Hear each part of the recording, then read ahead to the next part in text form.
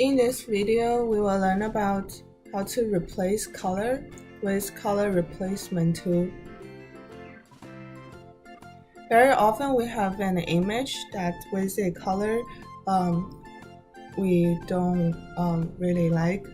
So in this case, we want to change the color of the t-shirt of the bunny. And on the left side toolbar, you can find brush tool and there's a color replacement tool.